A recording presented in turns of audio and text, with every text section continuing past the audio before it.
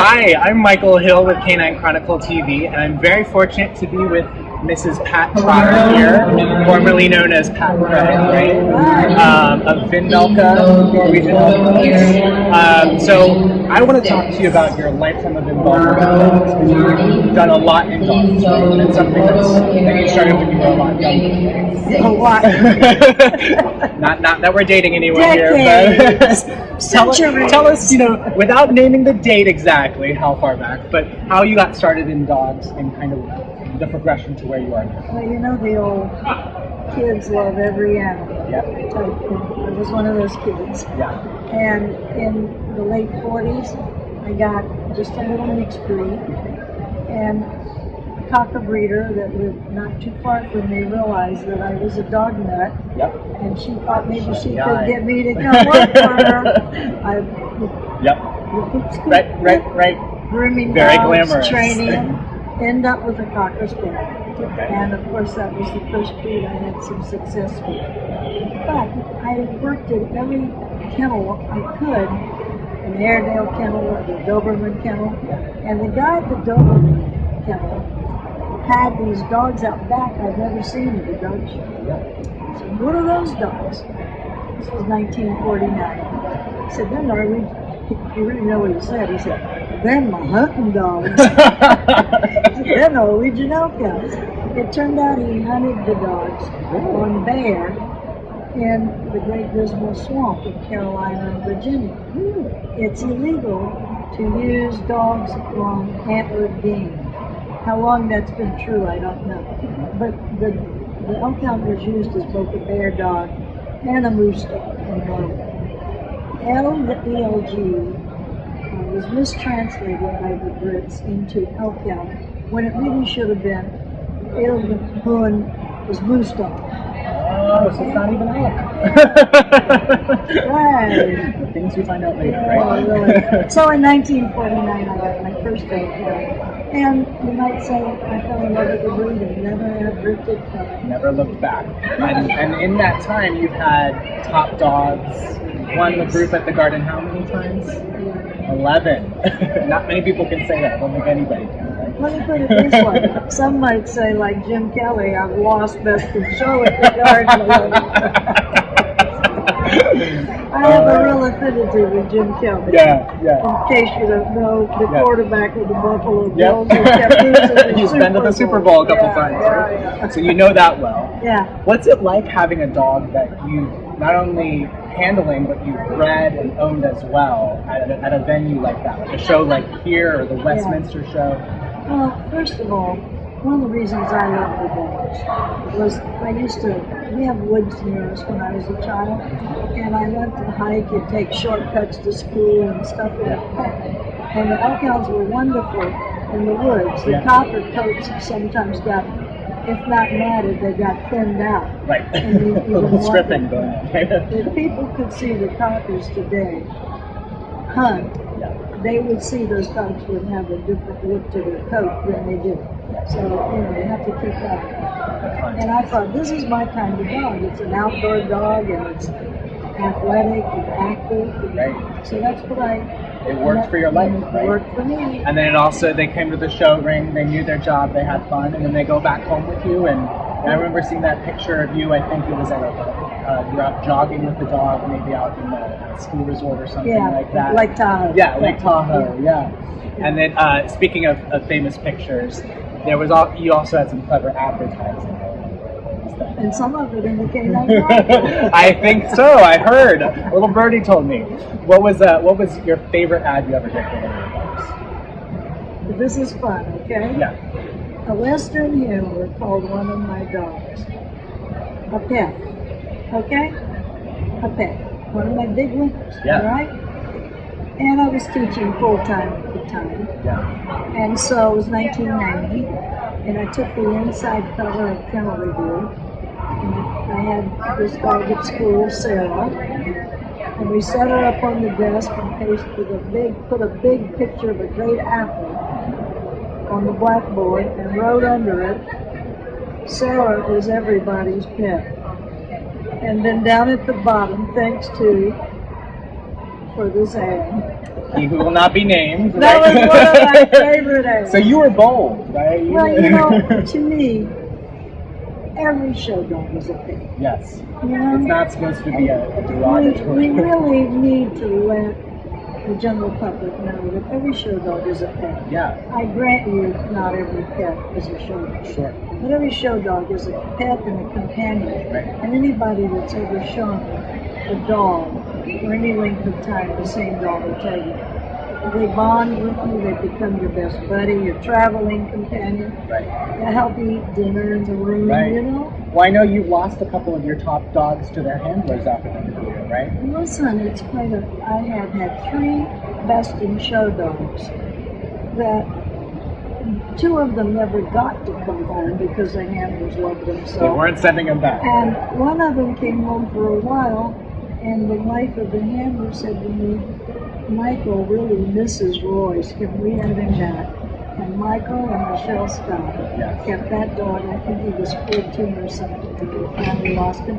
He went to every show with them until he got too aged to get up and down in Yeah. the rig and walk down the Yeah, stairs. yeah. And having worked with them, they're a perfect example. Like those dogs are, They are their life, Yeah. and their Yes. care and their Yes. mental health is what's I've priority. seen grown men tear up when it was time for a dog that they had on a one-to-one Yeah. basis like that to go, quote, home to their owners, because in the mind's eye of that individual, home is with them. Right. You know? Right. It's an emotional It's involvement. very emotional. And especially, I'm sure for you, when you're showing these dogs that you've had generations back, and you Yeah. probably see those dogs right now. Those 3 dogs were with those 3 handlers at a very young age. Yeah. So I understood. Right. You're able to let it go.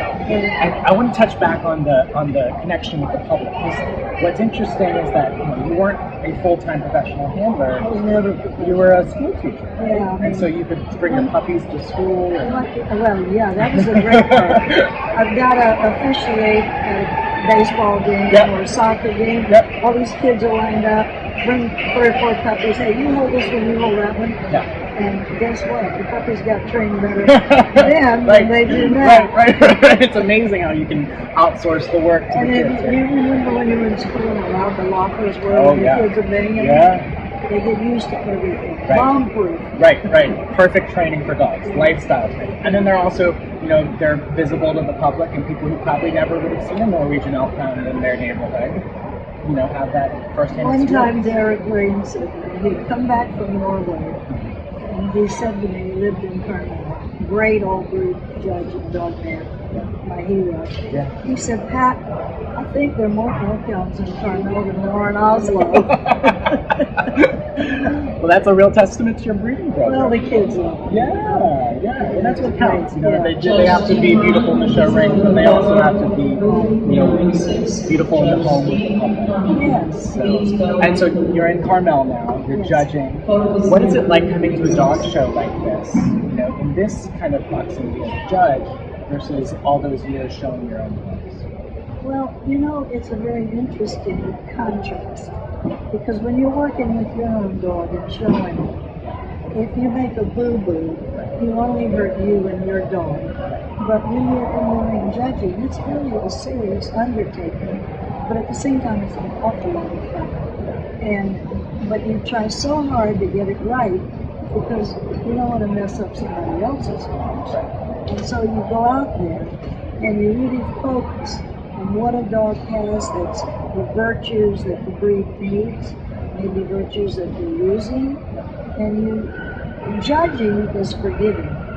You appreciate the qualities, and sometimes when you get a really lovely dog that has something you've changed, but it's the best dog, you have to forgive what you would change, which I think is more important than trying to find a fault-free dog that isn't strong enough anywhere to help his And breed. ending up with mediocrity. Yeah, right. And having your background as a breeder, Yes. you know that to your core. Yes, you did. You really did. That's fantastic. And I know your husband's also a judge. Yes, he is. What is it like traveling with your husband? You guys go to shows together? Do you agree We on mostly dogs? go together. We agree on dogs. Let me give you the first clue. We Okay. don't order the same thing for dinner. All right, answer right there. So we don't always agree on dogs. But it's subjective. And Yes. That's the point of the dog. And it's very intellectual to discuss Yeah. why we don't agree. Yeah, reaching different. Not just I like this better or that, I like this dog better than that, but why? Right. Why are you Give me your prioritizing reasons. that? I took a wonderful course on judging beef cattle in Middle Tennessee State University a number of years ago. And you know, these kids do college competitions. They have judging teams, dairy cattle, swine, beef cattle, and so on. And their scoring is based 50% of your score as a team or as an individual judge working your way is based on how you place them with the experts. But 50% is based on the reasons you selected them in the order you did. And I think we sometimes forget that part of the equation. Yeah, and there has to be a logic that you're Logic, sticking to yes. in making those decisions, ring after ring. Yeah, class because they're after tough class. decisions. Right. You know, you're Especially in a short always, period of time, yeah, too. and you're always prioritizing. Right. And you mentioned a short period of time, which is why you so appreciate exhibitors that get into the ring in a timely fashion and help you, stay on time. Are there any pet peeves you have from exhibitors when you're in the ring? Well, it's funny you asked me that today. I did 145 Goldens today. Oh. And it seems like the menu today for Golden Retrievers was chicken. Yeah. You know? Yep. And so when you use chicken, it's splinters. I had little bits of chicken all over this beautiful blue carpet. Right. The Golden Retrievers They didn't know miss it's it. there. So we had to stop the judging and go pick it up and Yeah. everything. Yeah. I appreciate not overbaiting. I think if there's one thing I would change, it would be overuse of bait. Yeah. You know, I just think it's, the dog knows how to eat. Right. Feed them at dinner time, not in the ring. And it's awful when they're trying to feed them and you're trying to see the mouth. Right. Because dog is an animal and a resource right in Accidents there. happen. Yep. Yeah. Exactly. That's it. That's great. Well, I've had my own dogs nip me Yeah. for the bait. So if they have that food motivation, they're excited, and a hand and a chicken look a lot alike, right? Well, thank you so much for joining us today. It was a pleasure talking with you. It's so good to see you here, enjoying this sport after all these years.